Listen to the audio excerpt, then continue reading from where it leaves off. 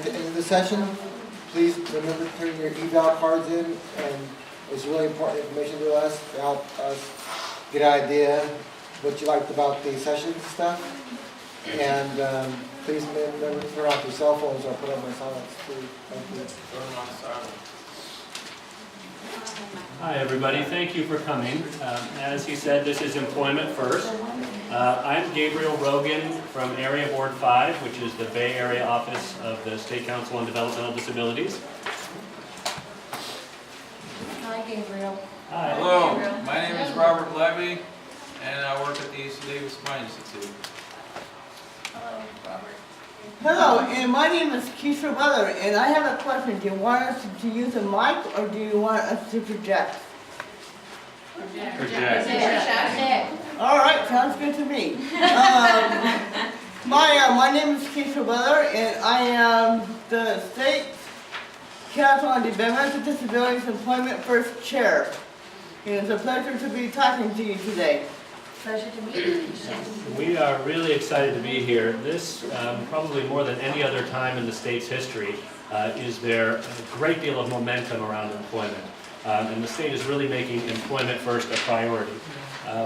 You may have noticed that none of us are Mark Pollitt, who is on your program and supposed to be the presenter today. I apologize for that. Mark couldn't be here today, so the three of us are doing our best to fill in here. And between the three of us, we think we're kind of, at least Mark Pollitt. We're better. Yeah, that's right. So hopefully we're good enough for you.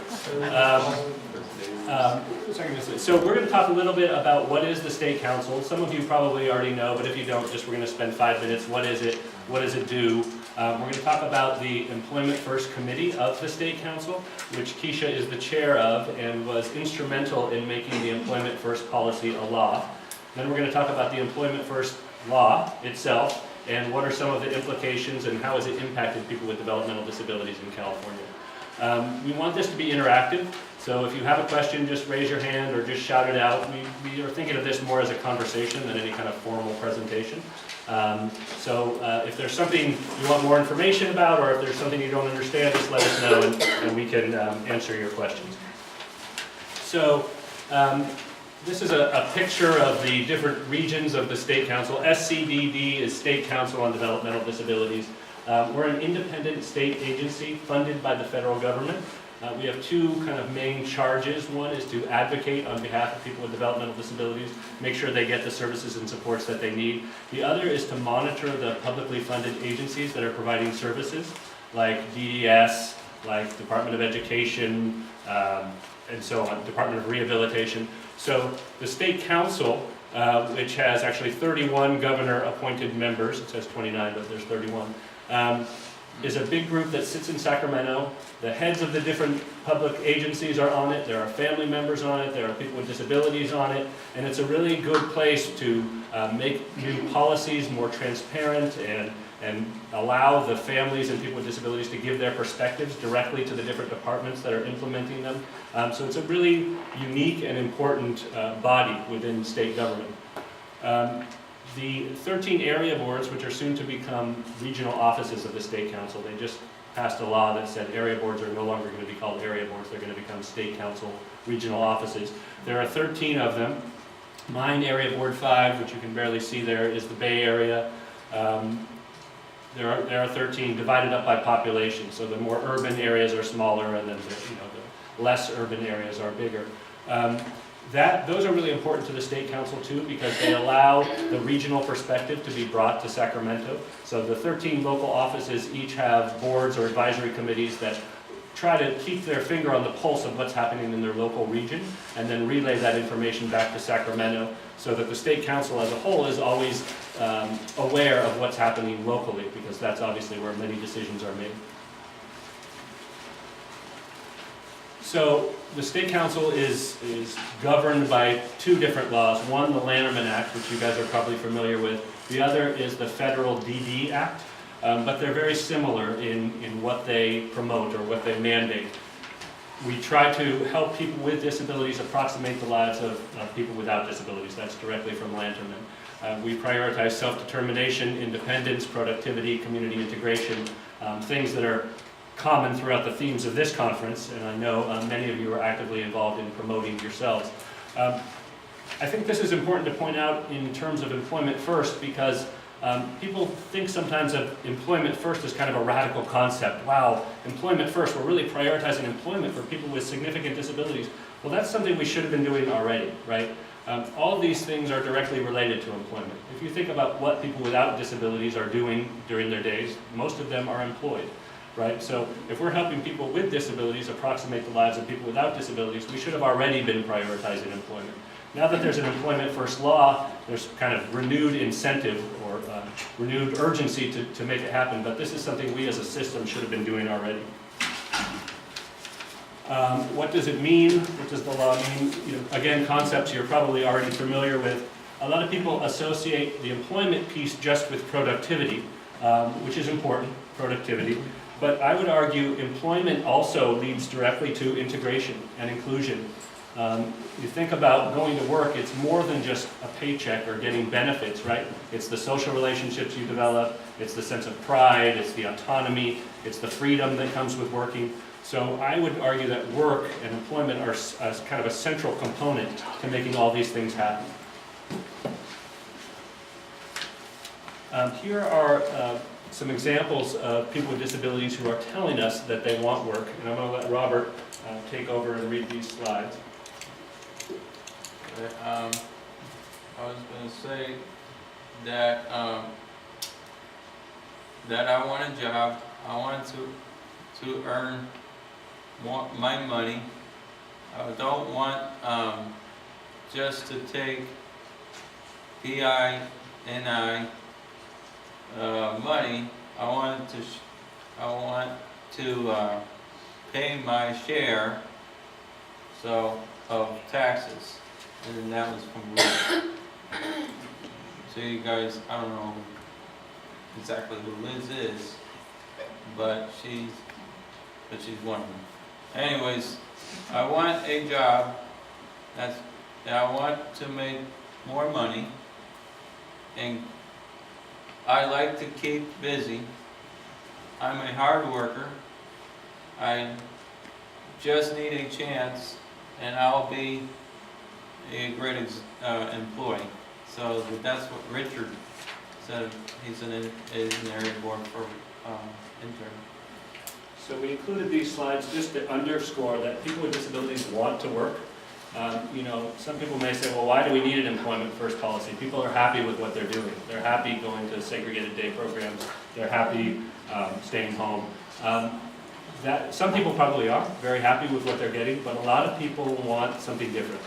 If you look at the surveys that have been done, the majority of people respond and say, yes, I want to work. So this is coming directly from the people we support.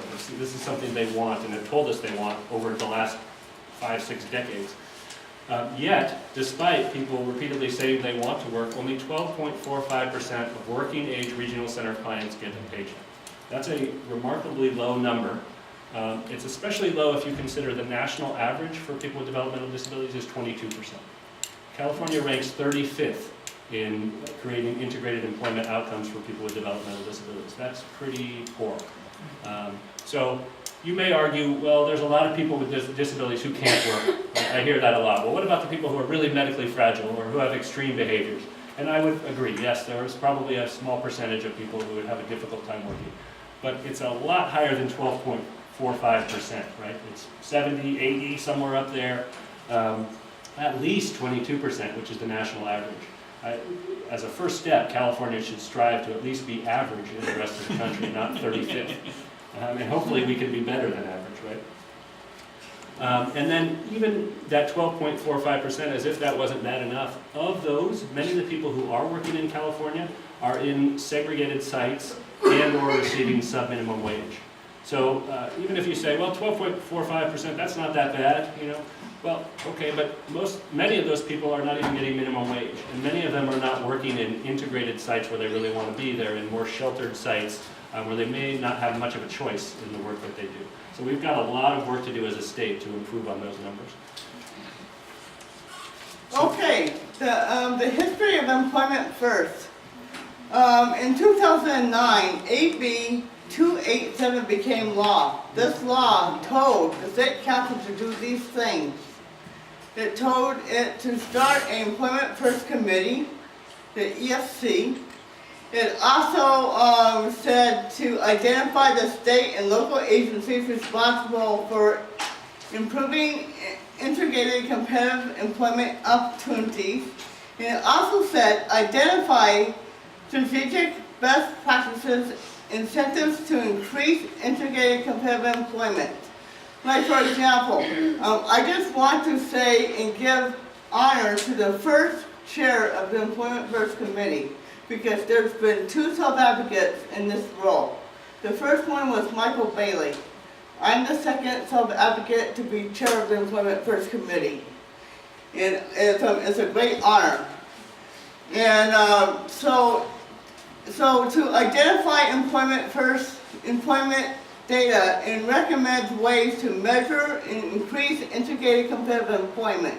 And I'll be going in a future slide about what integrated competitive employment is.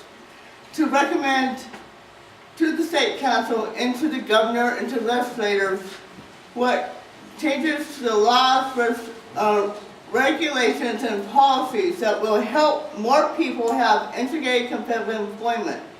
That's because the Employment First Committee is a 29-person committee. It has people from Department of Rehab. It has self-advocates on it. We've got 4 self-advocates on one. It also has DRC, that's Andrew Mudrick, that's on it. It has the USCs. It has Dr. Wheeler and some people like that. And it's a well-rounded group of people that have come together to give input on what is important. Starting July 1, 2011, we started to give reports to the legislator and the governor about recommendations to increase competitive employment. And these are covers of annual reports that we've given to the legislator and governor. And with these reports, the governor and the legislators, with the reports, it has shown everything that the Employment First Committee has done and how we have advanced the integrated competitive employment and stuff like that. It has all the data. And one of my favorite things is we've created a data dashboard on the State Council website.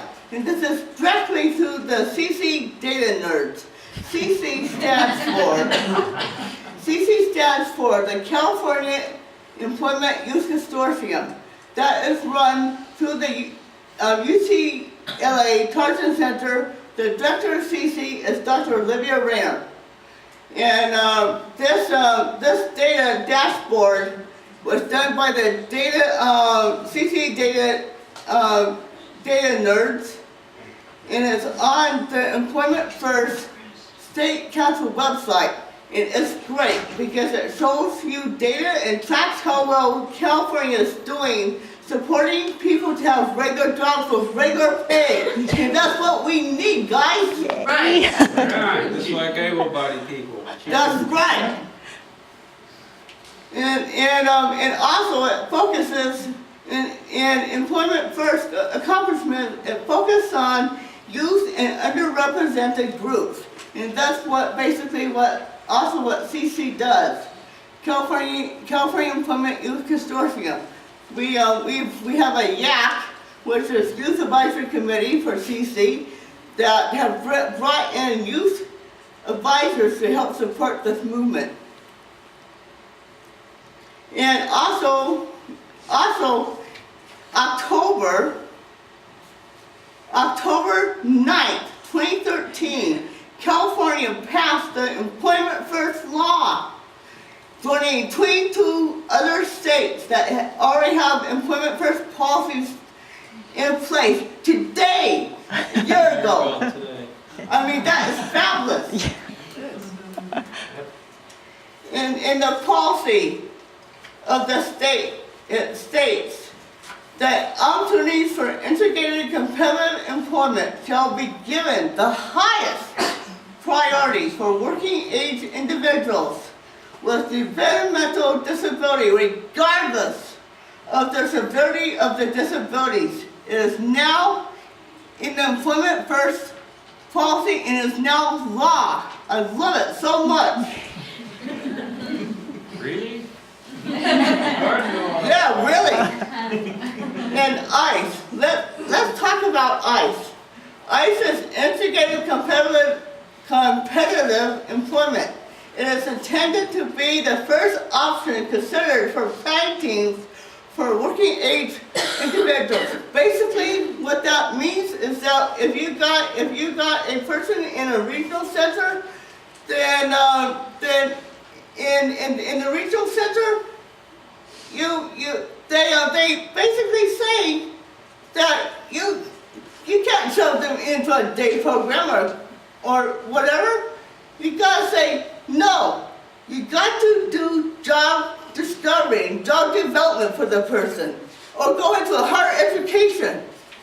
Because, like for example, I work at the Tarzan Center with Dr. Levy with CC, and I have my regional center did job development on me and job exploration on me. And I went into the Tarzan Center under ICE. May I add something to that, Kecia? Yeah. I just want to add that Water. so as she mentioned, and she's apparently very thirsty after mentioning, this should be discussed at every IPP. This should be the first option discussed for someone's day services. Does this mean every single person has to work right away? No. But it should at least be discussed in a meaningful way at every single planning meeting. And I would add, it's not enough to just say, oh, there's nothing out there, okay, we're done. If there isn't a current job available right now, there needs to be a plan in the IPP for how to create a job. And that doesn't necessarily mean plugging someone into an existing 9-to-5 job. There are more creative ways that the team can go about that. But there needs to be some plan in place where if there isn't a job available right now, how can we make one available in the next 6 months, 2 years, whatever. Maria. I do want to say though, a lot of people don't know that they can have job coaches. And a lot of people are scared that their Social Security is going to go away, but it's not, because they give you a threshold like a year or two so you can get comfortable with the job and still make the same amount of money and still keep your Social Security. And then when it stops then, and you know your job, then your Social Security gets taken away. They don't take it away right away, there's a threshold, but the Social Security don't tell you that. Yeah, that's a great point. There's a lot of misinformation out there and there's a lot of fear out there. So I think we all, as a community, need to do a better job of educating people that it isn't true that just because you get a job, you lose also your Social Security right away, or you lose your Medi-Cal right away. There are ways to work with the system so that you can keep your benefits and or your Social Security on a kind of a graduated level there, so it doesn't all go away right at once. So there's ways to work within the system to make sure someone's supports are still available for them even while they're working. That's a very good point. I believe it's called a trial period. Yeah, that's right. Yeah, two-year trial period. And ICE, let me explain to you what ICE is. Integrated means a job in the community where you do not spend most of your day with people who have disabilities, meaning that you're not segregated. Like for example, people who go into workshops, that's being segregated. Or for example, another example of being segregated is going into a enclave. Enclave, that's another example of being segregated. But competitive means that you are paid a minimum wage or above, because many employers, even nowadays, they bring you down into a sub-minimum wage, like I place. And most people say, oh yes, I want a living wage. I have to make my bills. I have to make my bills. And being a competitive wage, that's the way to do it, man. So, readiness. You do not have to earn your way to an integrated competitive employment job. You do not have to go to a workshop first, or work in a group or unsafe first. No way, you don't have to do that. You do not have to improve your behavior first. You got it. The thing is that people will work with you in a regular setting. Because I've got a job coach. My job coach helps me whenever I am, whatever job I am in, with whatever I'm doing. Do you have good attendance at your job before you can get help to get into a integrated competitive employment? No, they will work with you. That's what I says. Or readiness, you know? Okay, Robert, let's hear you. I got, Hard for you to follow, isn't it, Robert? that, are written up with my other job coaches. Why I support employment first. The reason why I think support employment first is important is so people with disabilities won't have to go through the problems I had when I was told that my only choice was working at a shelter workshop. I worked at a shelter workshop for two years, boxing up nuts and bolts and putting cans of snacks on pallets. I was a good worker. I came in every day and worked hard. I was earning below minimum wage. I think I was paid about $3 an hour. So I wanted a real job on my own. They said I wasn't ready.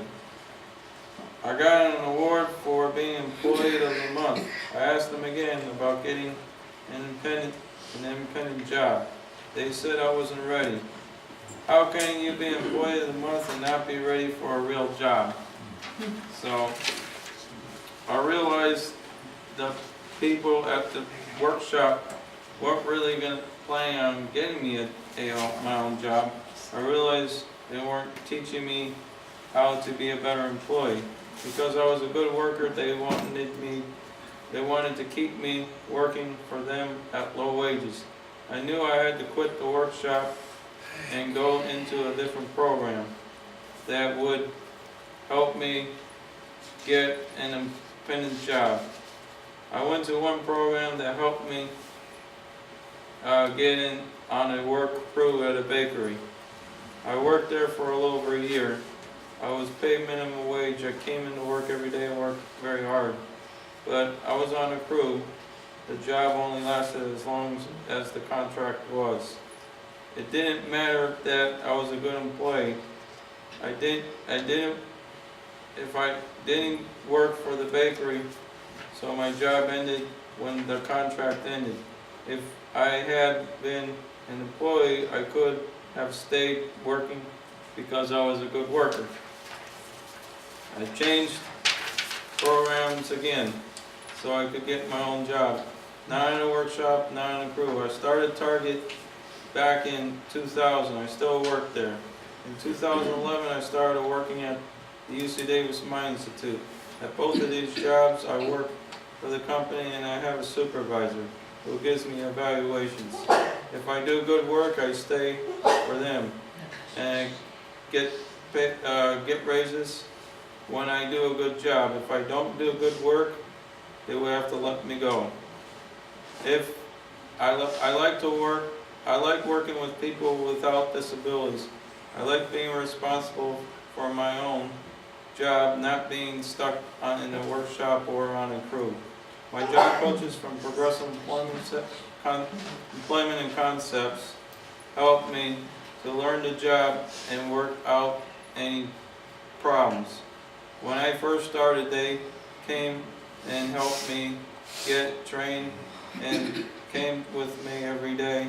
Now that I know my job, the job coaches come sometimes to make sure I am doing the job right and see if there are any new things I can do for the company. When employment first got passed, I was happy, just like Kecia was, just like Gabriel was. I was happy that this will be another step for helping out people with disabilities to get into employment after high school or college. People with disabilities should be able to get any job they like. They should get jobs close to their homes and doing things they are good at. I know now that only 5% of people who work in the shelter workshops are helped to get jobs on their own outside of the workshop. 95% of the people never get a job outside of the workshop. It's not right for people with disabilities haven't had choices of what they want to do. It's not right that people have been paid less money and couldn't get raises. It is not right that people with disabilities have been told they need to go to special programs and be segregated. With Employment First, all people with disabilities will know that they have a right to I'm sorry about that, you guys, to get it into employment right after high school or college. This means that all people with disabilities have those same rights of opportunities as all people who don't have disabilities. The Employment First law also helps to start some new laws and programs that will help out with people with disabilities to get independent jobs. SB 577 is a new law that is one example of changes that will help people with disabilities to get employment first in California. Great job, Robert. Here, here. What's next? We're still going. Speaking of a tough act to follow. So I alluded to this earlier, but the kind of old model is just trying to plug everyone into a 9-to-5 job. And for a lot of people that's great, that works, right? You get a job at Target or Safeway and it's great. For a lot of people that doesn't work well. So customized employment is the idea that the job should be customized based on the strengths, the desires, the challenges of the individual, right? So supported employment providers, some of them have gotten very good at going into a job site and carving out responsibilities from existing jobs and kind of tailoring them to the needs of a person with a disability. And there's been a lot of success with that.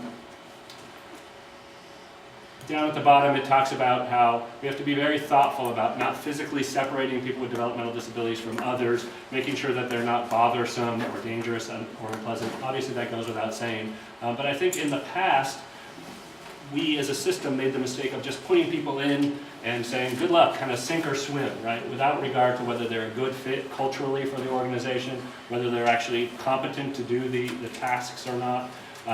Whether they have the right supports in place. Now we're trying to be a lot more thoughtful about really thinking of all that in advance, so when the person does go into the job site, they have a very good chance of being successful. We're not customized employment experts, but if you want more information about that process, there's a website down there at the bottom. Here's an example of someone who does have a job, and it took him several different tries, right? And he says, try different kinds of jobs, never give up on people. That's another thing we as a system make a mistake of doing, is we try someone in a job, maybe their behaviors get in the way, the job isn't successful, and then we just say, well, I guess that person can't work, right? Well, maybe that job wasn't a good fit. Maybe we need to try another one, or 2 or 3 more. And then he emphasizes, treat us like with respect, like real human beings, not babies. See that last slide? I missed the Sure. last slide. It's Griffin Hammis. GriffinHammis.com. Really a good resource.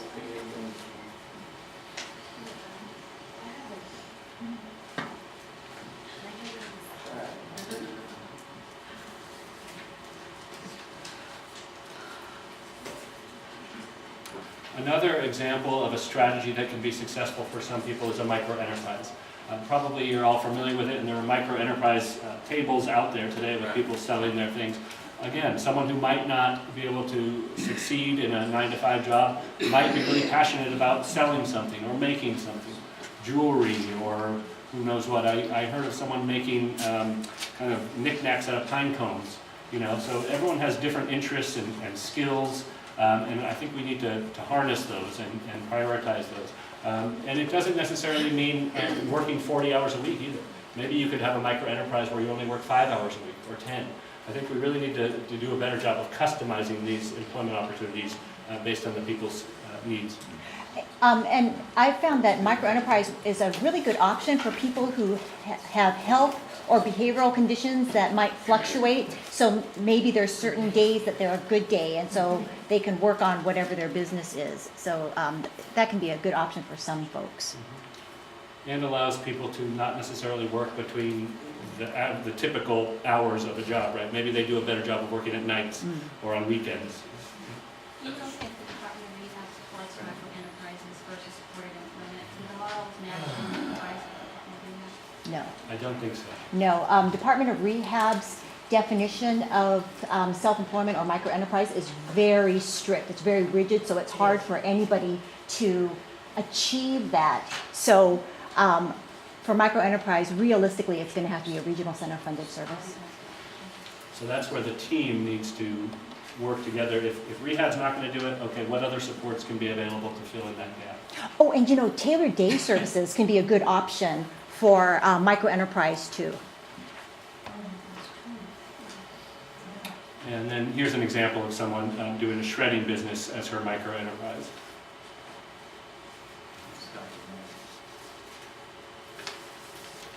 So we're getting sort of close to the end here. I think we all just want to emphasize that good jobs change lives.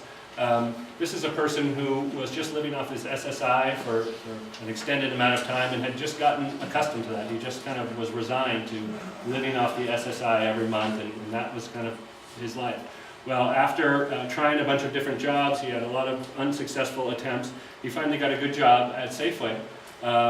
And now I know he's saving for retirement. His life has really changed. He's got more flexibility. He's doing different activities in the community. It just creates a lot more freedom and flexibility. So I don't think we should give up on people. Is my underlying point here. Robert, do you want to take this? What if you're someone with a disability who wants a job? I think they should keep on trying. Anything on this slide that you want to suggest to people?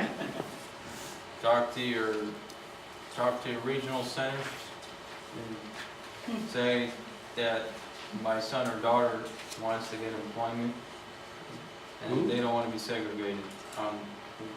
It'd be a shelter workshop. So family members should speak up, self-advocates should speak up. Self-advocates should speak up and say, well, don't listen to the people that say, well, they should be in the shelter workshop so they don't be like experiences like me and some others out in the community. They had to be in the shelter workshop, and then they be stuck there, and then they don't progress and learn the new skills they need. People like out in the community are able body, and even though they don't have disabilities, people with disabilities should be equal to people who don't have any other development disabilities. They should all have jobs just like them, be in graded competitive employment. A regular job. And I think, For instance, he was talking about the sheltered workshop. Well, I'm older now, but when they first called me up regional center after I graduated high school, they said, we're going to put you shelter workshop, the bus is gonna pick you up on so-and-so day. And I said, okay, fine. So I thought about it and I pondered and I said, I don't like how that sounds. I didn't really know what it was. And I called them up, I said, don't send the bus, I'm not gonna go, I'm gonna find something in my community. So what I did is I took a cake decorating class so that I could get out there. But when they said shelter workshop, I go, oh, I don't like how that sounds. Yeah. This may be a controversial thing to say, but I worked at regional centers for a long time, and the reality is it's easier to plug people into day programs or workshops than it is to try to find jobs for them. So I think there's people who work at regional centers and rehab, and they're good people, right? They want to do the right thing. But with caseloads this high and incentives to just be efficient and get your paperwork done, the fact is it's easier to just move someone into a segregated site and move on to the next person. So I think it's critical for self-advocates and family members to speak up and say, you know what, this isn't good enough. I want something different. And now that we have this law, you can actually point to the law and say, hey, here are your responsibilities based on this law to offer this to you. I was wondering, is there a website of different micro-enterprises and how parents or whoever got them started so that other parents could, maybe follow suit and explore different ideas because, you might have an idea, but, how do you get started? Right. I'm not aware. Are you? There's two agencies that are really good. Casa Alegra in Marin County. They have a program called IOU. I'm from Ventura County, so Okay. I'm just wondering. There's a session. What other resources There's a might be guy close here by? from Casa Alegra, and Dusty Dutton's daughter, and Dale Dutton is the dad. They almost selling pioneered, they're over there selling I stuff. The puppets. Puppets? Yeah, Okay. go see him. He'll give you all the information. First Street Art Gallery in Claremont. First, First Street Art Gallery in Claremont. And there's an agency locally that's called Progressive Employment Concepts that Robert's talked about. Robert, let me just finish my one thought. They have, on their agency website, they have examples of a lot of different micro-enterprise that they've supported people to start. And in the Northern California area, they have an offshoot program called Lending Works, and they'll lend $3,000 for people wanting to start their own business, interest-free, for people starting their own businesses. And they've got a lot of resources. Anyways, so, there's an executive director who works at the Citrus Heights office and works at Davis, but sometimes she has to go all the way to Crescent City or Eureka area, so sometimes, and then she also has a spouse that also works at the office and he's on payroll. And then there's another one that handles the payroll and gives it to them. Robert, are they good at developing job carving and micro-enterprising? Is that the agency you're talking about? I think they did, it's just, I haven't gotten that detail, but it was her passion that she wanted to start an agency after she got out of college. So almost 20 years ago next year, 19 years ago this year, October 16th, 1995, she decided she wanted to create an agency. Are you sure that's the exact? What day of the week was it, Robert? He That knows. I don't know. But she started out at one. She started out at one office in Citrus Heights, and then she decided she wanted to expand. So then she decided to open another. She decided to open another agency, so she went to Davis and decided to open that office. And then she said she wanted to expand again, so she went up to Crescent City, and then she wanted to expand again, and then she went up to Eureka, and that's as far as she went. Who knows what she'll do next? But now that's coming up to 20 years next year, it's a big achievement. And what's the name of the company again, Robert? Progressive Employment Concepts. Progressive Employment Concepts. Can I just add to your question about, you suggested that as a parent you might not know where to start. Ask your regional center for an agency that can help support a micro-enterprise or do discovery to get to know the individual and what their needs are and what supports they might need. If the regional center isn't helpful, talk to the local area board. The area board should be able to link you with an agency that does that kind of work so you don't have to do it alone. So area boards also should know that question? They should, and if they don't, they should be able to find out. My question is, are there any type of supporting employment agencies or job developers that, we don't have any in Siskiyou County? Where do we find help if there isn't any that are willing to come into the area and help find our consumers some positions that are out there? So I hope that there aren't too many counties where that's true, where you're saying there are just no agencies at all that do this kind of work. No? Then it's up to that local regional center to start developing. I mean, that's their responsibility. They're now mandated to create employment outcomes for people. So if they truly don't have any vendors in the whole county that can do the work, then it's up to them to develop those resources. Do you know if regional centers vendorize discoveries? They can. What was the question? So in a second, I'm going to talk about a new pilot that's happening, but even without the pilot, there are creative ways that regional centers can use their service codes to fund some of this work. IOU in Marin County is an example of that. They are getting funded. It started as a pilot, and now it's gone past the pilot, and they are being paid to support people with microenterprise. So I just want to end by saying all of this in California is not happening in a vacuum. I would like to think that California did all this just because they're good people in power, but the fact is there are things happening nationally which kind of pushed California in this direction. CMS, the Centers for Medicare and Medicaid Services, says now anyone receiving Medicaid waiver dollars, which is an increasing percentage of people who get regional center services. Right now it's at about 50%, but it's going up steadily. Need to be integrated to the same degree as people without disabilities. In other words, CMS, the feds, are going to look down at California and say, why do you have all these people in segregated day programs? That's not the same as people without disabilities. So they're going to start putting increasing pressure on California to change that. One of the big ways California can do that is to create employment opportunities. States are already taking steps themselves, partly because of pressure from the feds and partly for other reasons. Vermont, for example, has closed all their sheltered workshops. Massachusetts has closed the front door, meaning no more people are going in, so they're gradually fading them out. Other states are taking similar steps. I wouldn't be surprised if California took a step like that in the near future. And not have it anymore. The Department of Justice also putting pressure on different states to create more integrated outcomes. There was a big settlement in Rhode Island recently where they said, whoa, all these segregated sites, that's illegal. You can't do that. So Rhode Island settled, but the other states are now seeing the writing on the wall that if we don't do something about all this segregation in our state, we're going to have the Department of Justice breathing down our necks as well. President Obama recently did an executive order where he said any new federal contractor can't use sub-minimum wage, even if they have this 14C certificate which allows them to legally do it. He said for new federal contracts, no more sub-minimum wage at all.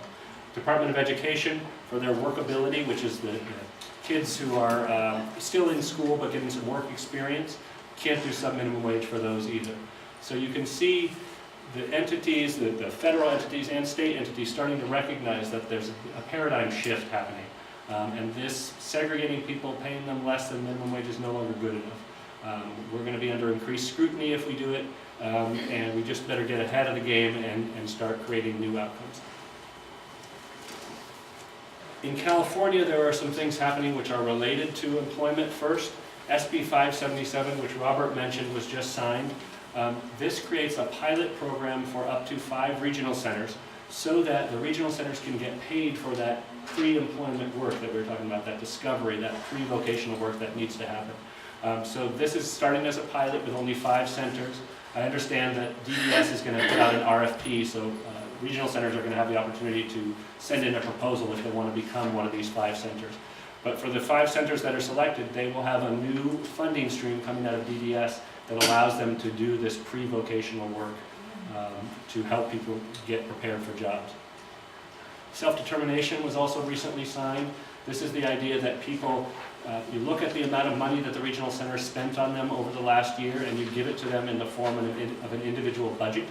There are other constraints and supports that exist, but that's the basic crux of it. That take the money from the regional center, which has to choose from its different vendors, and give that money to the individual and their family to make choices about what services and supports they want in their life. More flexibility, you won't have to choose from necessarily vendored services. You can just use your money towards your IPP objectives with more flexibility. So that is another way that maybe some new creative approaches to employment could be used. Regional centers, because of all this, are going to start being held accountable for whether they're creating employment in their region or not. Regional centers have something called a performance contract, which is their contract with DDS. DDS rates their effectiveness on different things like moving people out of institutions, keeping kids at home with their families, and so on. There are a number of different outcomes. Employment is now going to be one of those outcomes identified in their performance contracts. So regional centers are going to have a real incentive to get this done. So again, I just want to emphasize this is the time more than ever. There's so much momentum happening. There's so many reasons why regional centers in California as a whole will start prioritizing employment. This is the time, if you have an IPP or if you have a family member who has the IPP, to bring it up, speak up for yourself. Tell the regional center this is something you want, and don't stop until there's a plan in place to make it happen. That's it. Thank you.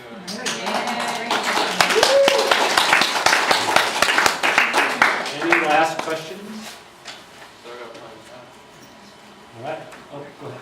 I tried to get a job, regular jobs out in the community for years, and it's just, I had to work at, like art, and I just started working at the Little Red Hen in Chico, and so far the Little Red Hen has helped me more than any other job I've had.